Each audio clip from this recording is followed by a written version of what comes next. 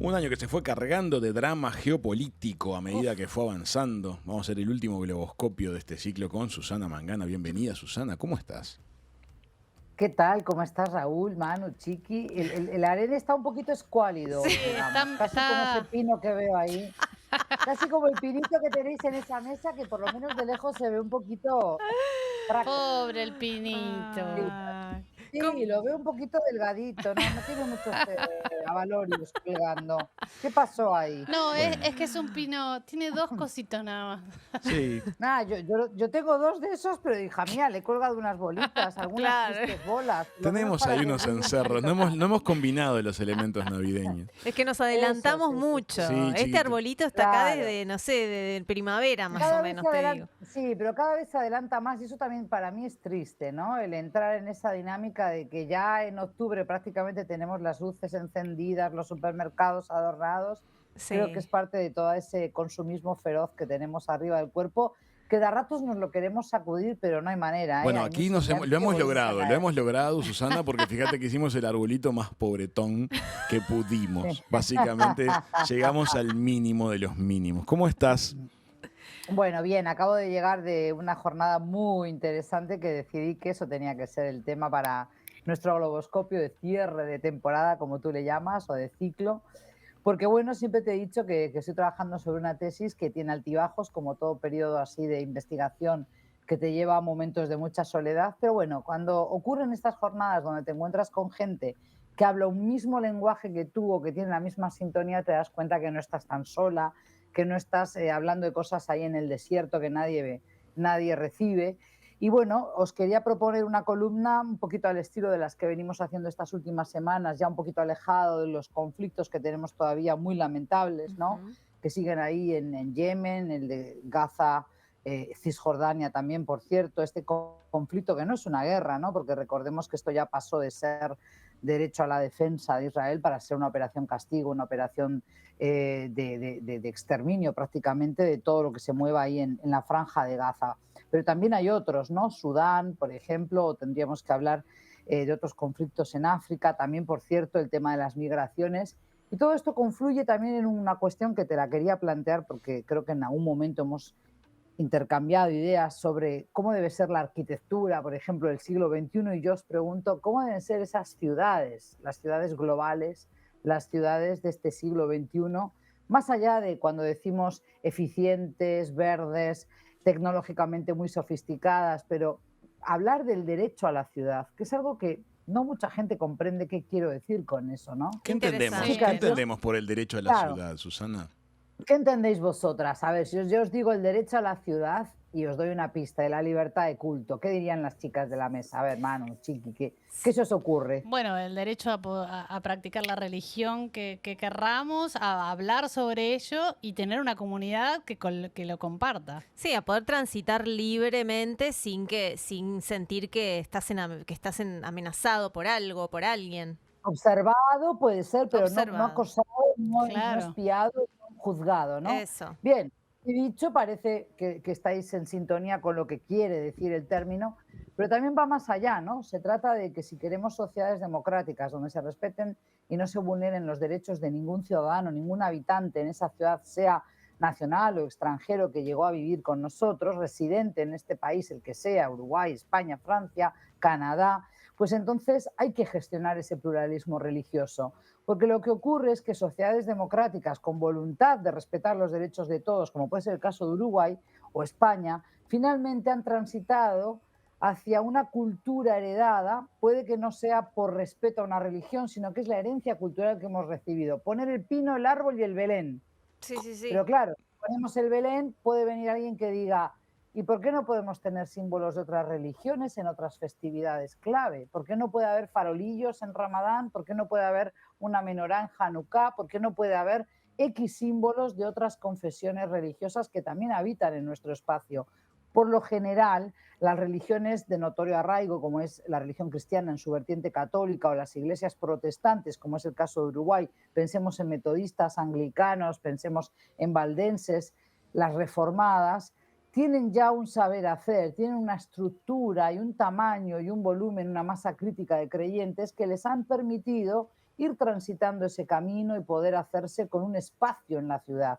Pero hay otros que no tienen un templo al que ir o que no tienen una sala de reuniones para celebrar una festividad religiosa y que luego tienen que acudir al Estado para pedir, o suelen ir al Estado a pedir un espacio. Por ejemplo, aquí en España, en los centros cívicos. Y ahí es donde surge la pregunta, ¿los funcionarios tienen margen de maniobra para, Raúl, decir sí, te cedo un espacio, o tienen que ceñirse a la idea de, bueno, somos un Estado laico, no sostenemos, como se dice en Uruguay, el Estado no sostiene religión alguna? Pero bien, una cosa es sostener y otra cosa es acompañar. Por ejemplo, los que llevan la delantera en esto en territorio español son la comunidad catalana.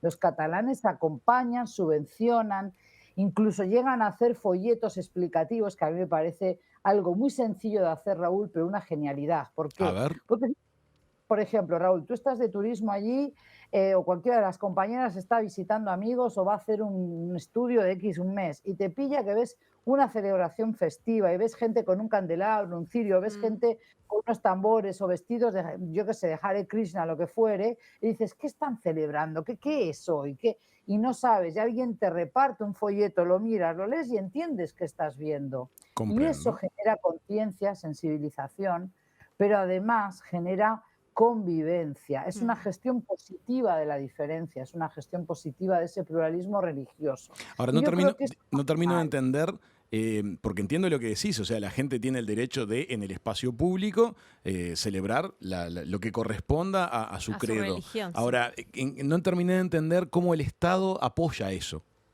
Claro, pues por ejemplo en el Ayuntamiento de Barcelona, personas, por ejemplo, que pertenecen a una religión X, pongamos senegaleses de la cofradía muridilla, por ejemplo, musulmanes de la cofradía muridilla, se presentan a un centro cívico del Ayuntamiento de Barcelona X en un distrito, en un barrio de Barcelona, y dicen, necesitamos una sala del espacio cívico.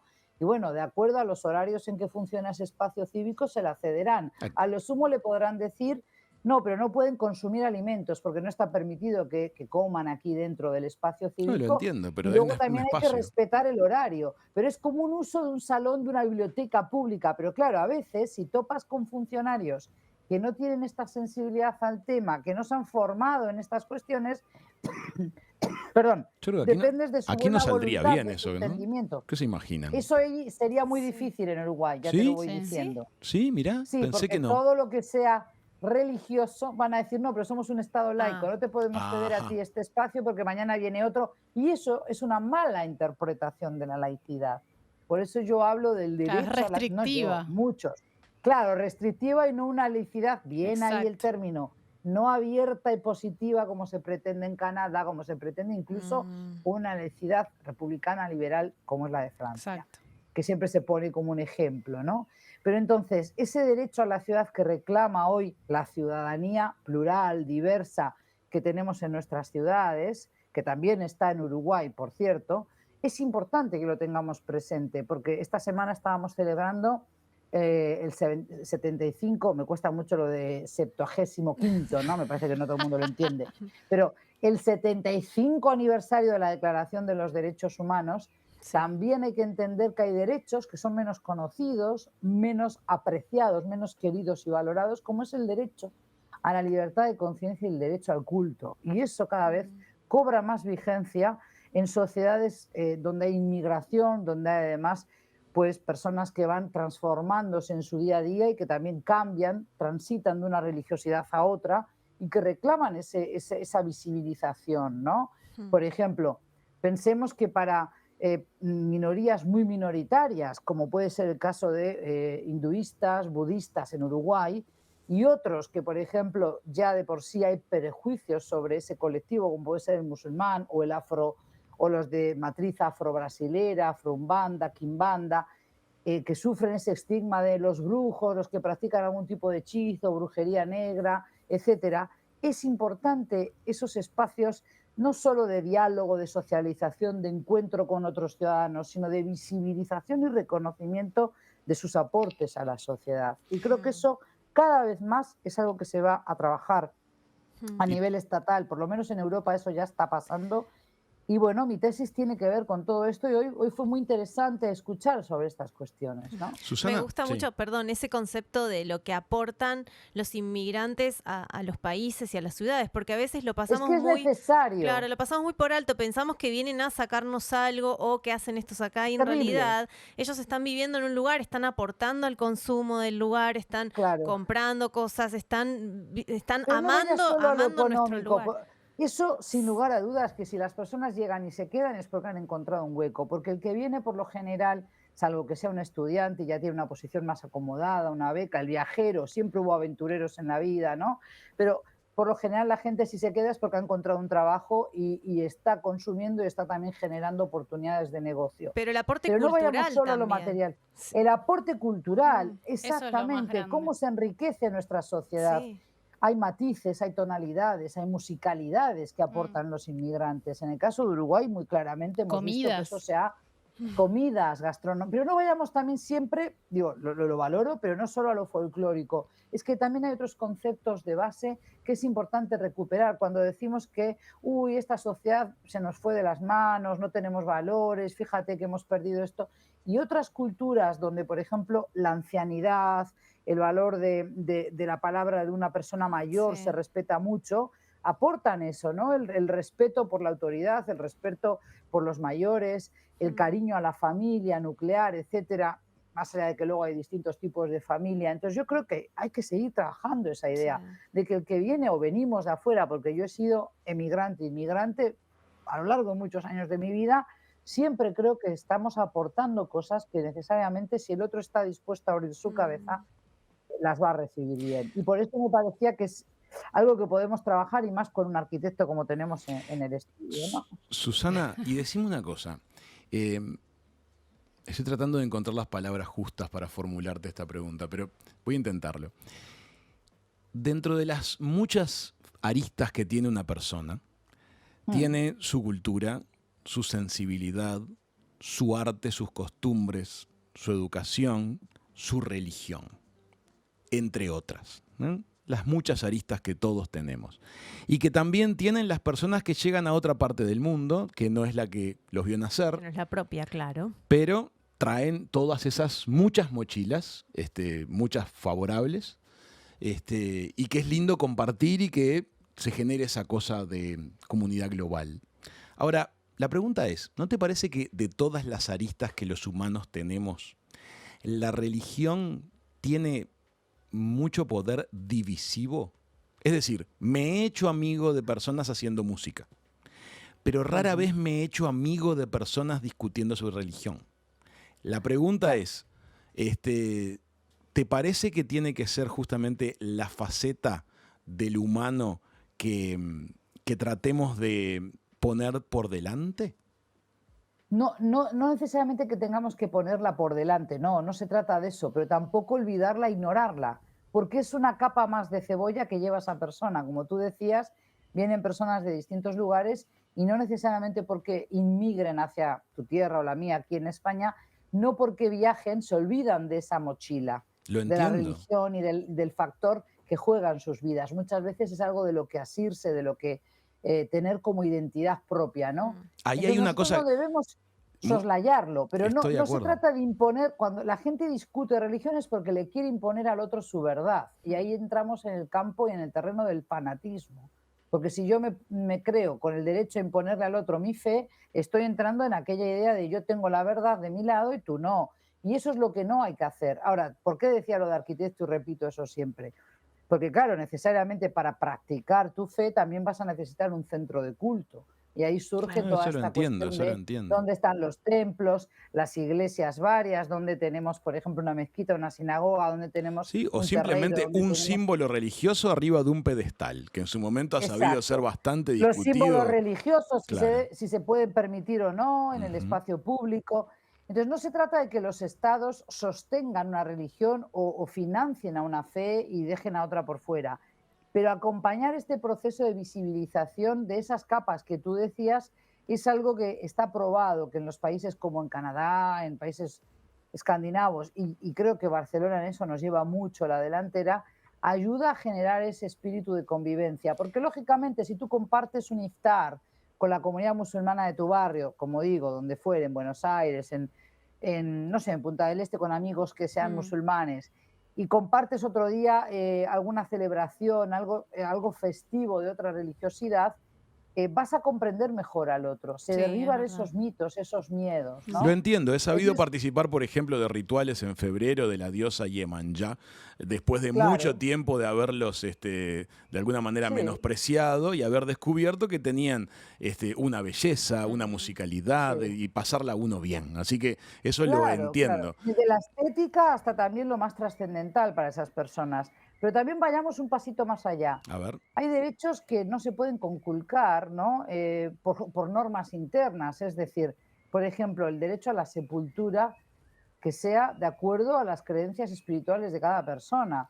Porque fíjate que esto está siendo un problema en varios países también, por cierto, no bien resuelto en todas las comunidades autónomas de España. Por ejemplo, el derecho a la sepultura implica tener acceso a un cementerio, por ejemplo, pues para, como tú dices, religiosidades de matriz afro, para, por ejemplo, musulmanes, para otros que, en el caso de Uruguay, ya te voy diciendo que por lo general hay cementerios públicos y privados, ¿verdad? Sí. La colectividad judía tiene cementerio privado, pero los musulmanes no podrían costear eso en estos momentos, así me lo han informado ellos, no podrían costear un cementerio privado. Pero claro, ahí ese desconocimiento, ese temor también, esos prejuicios que todavía pesan mucho en la relación entre el Estado y las confesiones, a veces evita transitar hacia otras situaciones donde se respeten esos derechos, no se vean vulnerados, no se vean violentados. Y yo creo que esa vulnerabilidad es bueno ir eliminándola de nuestras sociedades, porque como digo, se genera un clima mucho más favorable para este mundo en el que vivimos, que es no, súper global. Sí. te sigo plenamente la línea. También observo que hay algunos países, por ejemplo, mencionabas hace un ratito el caso de Canadá, y tenemos justamente personas muy queridas que han estado allí y nos hablaban de que a veces cuando se hace de alguna manera muy potente en la sociedad el espíritu de apertura y respeto a todas las miradas, religiones y sensibilidades, se empieza también a generar una cultura del silencio, es decir, de evitar decir algo por temor a ofender al otro. Es una reacción que sucede también. Y ahí aparece un efecto que tal vez sea algo no deseado de justamente pretender una extrema incorporación cultural. Pero igual digamos, si hay una comunión y empezás a entender al otro, creo que ya eso decir algo Claro. incómodo se va perdiendo, porque en realidad cuanto más conoces, menos exacto. dudás de lo Sí, que vas a pero decir. aparece una cultura también de la mano de esto, de que decir lo que acabas de decir a mí vulnera mi sensibilidad y salgo a reclamar. Bueno, Entonces, pero ¿por qué se te- salís a reclamar? Bueno. Con eso que decís, ya la otra persona aprende. Es lo mismo que vos me digas un insulto y yo te diga, hey, eso en mi país es un insulto. Y vos decís, Claro. no sabía, perdón. Y no lo decís Claro. más. Como dos personas civilizadas, normal. Lo entiendo, capto claramente por dónde va, entiendo y yo estoy a favor en realidad de esa mirada del mundo, pero Si estás haciendo el abogado del diablo, pero yo reporto, sé con las Sí, pinzas sí, soy. sí. reporto, Sí, sí, ya pero reporto sabemos. que hay algunos que agarran y dicen, mirá, hay Pero- veces en las cuales tengo miedo de ofender a cualquiera alrededor mío, porque no, Pero, no puedo Raúl, tener un por Bueno, diálogo. pero no depende de quién abierto. habla, depende de quién escucha, Pero- tener... Exacto. Y ahí depende mucho de la formación. Te voy a ir al caso práctico. También hoy estuve conversando con un inspector de policía que trabaja ya es una ciudad de más de, creo que tiene algo así como 300.000 habitantes, pero es Fuenlabrada, un distrito cercano a Madrid ahí, ¿no? Bien. Y bueno, y él decía que, claro, hay muchísima gente nacida fuera de España, pero otros que tienen padres y abuelos originarios de algún otro país y muchos de ellos de origen también musulmán, magrebí, etcétera. Entonces, formar a los policías, fíjate a dónde te llevo, la gestión de la diversidad religiosa desde el ámbito del servicio que presta un policía municipal, por Claro. ejemplo, un policía local. Porque claro, no es lo mismo efectuar un arresto de ciertas personas o de otras, porque la policía no solo está para perseguir, como decimos en las películas, al mal o al infractor, también está para proteger la seguridad del ciudadano. Y España, hoy me he enterado, por ejemplo, que en la Unión Europea es el país que tiene mayor cantidad de policías per cápita, o sea, por habitante, por ciudadano. Mira, Eso hace que haya cosas buenas, otras no tan buenas. La lectura positiva es que hay mucho menos crimen, digamos, hay muchos menos asesinatos, por ejemplo, que en otros países de la Unión Europea, pero, por ejemplo, pues también, claro, hay mayores roces con la policía porque hay más actuación policial y efectivamente a veces hay ciudadanos que se tranzan, se enzarzan en esa discusión, etcétera, en ese rifirrafe con la policía. Pero me pareció muy interesante comprobar que hay funcionarios policiales que reciben formación específica para saber, bueno, pues entender estas sensibilidades de algunas comunidades, porque es importante, porque si no, de lo contrario, te llama un vecino y te dice, he visto gente que sale con velas a la calle, van a hacer arder todo Punta del Este, y tú te pones en guardia como comisaría y resulta que puede ser una procesión religiosa. Pero además te llevo a otro extremo, Raúl, y a las compañeras. Nosotros, incluso en Uruguay, que no es un país de no religión, como se dice, ¿no? Pero un país donde hay una laicidad que muchas veces se ha llevado al extremo del laicismo, dirían algunos, ¿no? Entendidos en la materia en Uruguay, pero fíjate que nadie, o sea, se ha normalizado que en Semana Santa pueda haber una procesión, ¿verdad? Sí, sí. Y eso no les parece algo mal. Pero ese acceso al espacio público no es el mismo para minorías religiosas. Entonces, si queremos respetar los derechos de todos, otros también tendrían que tener ese derecho. No digo que no se lo den, pero no está normalizado. ¿Por qué? Porque los ciudadanos miramos a ciertas religiones como las conocidas frente a la extranjera, ergo, entonces esta es la buena porque la conozco de toda la vida. Ver una imagen, no sé, una procesión en España de gente que lleva sobre los hombros a la Virgen del Rocío les parece normal. En cambio, no les parece normal que se quieran sacrificar un cordero, pero todo el mundo se iba antes a los pueblos y hacían la matanza del cerdo. Matar el cerdo estaba perfecto, pero matar el cordero no. Entonces, esto hay que hacerlo así, reflexionar, para que también hoy, los ciudadanos que somos del siglo XXI, pensemos en cómo los derechos no son solo el derecho a la educación, el derecho a la vivienda digna, el derecho a la vida, sino que hay otros derechos que a veces quedan por fuera, quedan por el camino y que es hora también de ponerlos en el centro. Los derechos Y eso se olvidados. llama justamente libertad de conciencia, libertad de culto, Sí. derecho a la ciudad, ¿no? Susana, terminando el ciclo 2023, te quiero agradecer mucho que desde el principio manejaste ganas, interés, deseo y mucha calidad en tus salidas aquí con nosotros en Hijos de Punta. Inclusive muchas veces llevaste adelante las salidas aún en condiciones muy difíciles, nos consta el esfuerzo que hiciste al respecto. La verdad que el Globoscopio se volvió un espacio precioso en la semana. Hay uno de mis favoritos, te Un voy a espacio extrañar, muy Susana. Ay, gracias, chicas. Tenéis que veniros a España y luego hacemos nosotras aquí el estudio y Raúl está por allá perdido. También, en la estratosfera. Iván también se suma, que es uno de sus favoritos. Iván, muchísima gente. operador. sí, nuestro Muchísima operador. gente nos escribe cuando sale Globoscopio y me parece un espacio muy rico. No todos pensamos igual sobre los temas que se plantean acá y eso es lo bueno, pero siempre Claro. se debate con altura, con buenas Totalmente. intenciones. Y hemos aprendido un montón con vos, Muchísimo. Susana. Hemos conectado Muchas gracias. Yo noticias. también aprendo con vosotros, porque uno tiene que ponerse, tiene que escribir. Todo esto que os estoy contando, para mí también hay cosas que también son nuevas. Me tengo que poner con derecho eclesiástico, que nunca me imaginé hablar de ello. Pero, a ver, hay cosas que te van tirando de la piolita, como se dice en Uruguay, Argentina, y tienes que ir a otra cosa. Pero sí soy una convencida de algo que dijo Raúl y que no es banal, ¿no? Hacernos pensar. Yo creo que si todos nos esforzamos en pensar un poco, muchas cosas de las que hacemos terriblemente mal por desconocimiento, por insensibilidad o porque no nos damos el tiempo de pensar y qué efecto va a tener esto en el otro, no se harían así. Estoy segura que mayormente la gente, todos queremos vivir felices, bien, pasar bien. Y ese pasar bien implica muchas veces que yo tenga que sacrificar algo para que el otro también esté bien. ¿Se entiende este concepto? Hay que Totalmente. ceder, Sí. ceder aspectos. Porque la democracia siempre, y lo dijo creo que Sabater hace muchos años, Fernando Sabater, coterráneo mío, también en Uruguay cuando ha estado allí, y me acuerdo que dijo una frase, palabras más o menos, dijo Raúl, la democracia tiene un enemigo, que es la ignorancia. El Y mayor. claro, cuando tú tienes ignorantes es muy difícil tener ese estado democrático que queremos, porque la democracia no es solo ir a votar, como sabemos bien, ¿no? Queremos cual. ejercer muchos derechos, respetar los de otros, también los nuestros, por cierto. Y yo creo que eso es muy bonito. Y hoy os doy un detalle, había gente joven que ha participado de iniciativas que han hecho muy bonitas, de juntar a jóvenes de aquí, de allá, del otro lado, extranjeros con nacionales, y de hacerlos viajar 5 días visitando lugares, entrando a distintos centros de culto.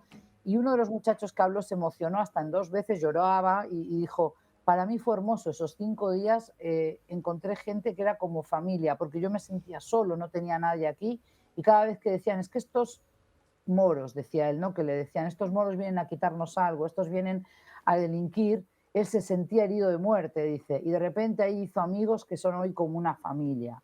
Y eso te pone la piel de gallina, ¿no? Porque cómo seguimos mirando a la gente por el color de piel. Y eso tenemos que cambiarlo, porque si todos somos homogéneos, como estamos ahora en esta mesa, blancos, clase media, heterosexuales, no sé cuántos, pim, pim, pim, ¿entendéis? Si seguimos con esa retahíla, no nos podemos poner en los zapatos del otro. Y así como reclamamos derechos para colectivos como afrodescendientes, LGBTQI, y hay que hacerlo, también tenemos que seguir trabajando por esos derechos de inmigrantes, que no todos necesariamente vienen de Estados Unidos o con dinero para invertir o para ir al casino. Entonces hay que pensar en que estamos compartiendo este globo terráqueo, globoscopio que tenemos, y que tenemos que hacer las cosas mejor, caramba. Sí, por eso yo agradecerte, Susana, la sensibilidad que has tenido para tratar un montón de temas y tu valentía, porque vos te animás a decir un montón de cosas que hay mucha gente que le daría mucho calor decir, te digo la verdad. No sé. Y siempre admiro además de tu inteligencia y tu sabiduría, tu gran sensibilidad. Que nos contagiaste a todos, así que te agradezco muchísimo, te vamos a extrañar un montón. Yo te voy a extrañar. Bueno, es un hasta luego, ¿no? Yo también he aprendido a querer este espacio, a querer el escucharos y el escucharme a mí misma, hablar con vosotros, porque me permite, el tener este espacio son 3 minutos que te dan en otros medios, y creo que nos permite hacer ese análisis que se necesita, ¿no? De lo contrario, es un picoteo que no acabas diciendo nada y desinformando más bien. Siempre se necesita algún minutito más para poder dejar que aflore la humanidad. Sobre todo. Que aflore la humanidad. Exacto. Susana, muchas gracias. Hasta pronto. Por favor. Y desearos muy felices fiestas, feliz Navidad, feliz entrada de año. Ya nos felicitaremos por WhatsApp, pero bueno, a toda la audiencia querida de Globoscopio y del programa, gracias por la fidelidad, por estar ahí y por tener esa mirada atenta a lo que pasa en el mundo, que es más chico de lo que creemos muchas veces. Gracias. Susana, cariños. Amigas, un abrazo. amigos, ha sido un placer cerrar Hasta este pronto. ciclo 2023 de los Globoscopios con Susana Mangana. Ya llegó Sole Parodi y ya venimos con más.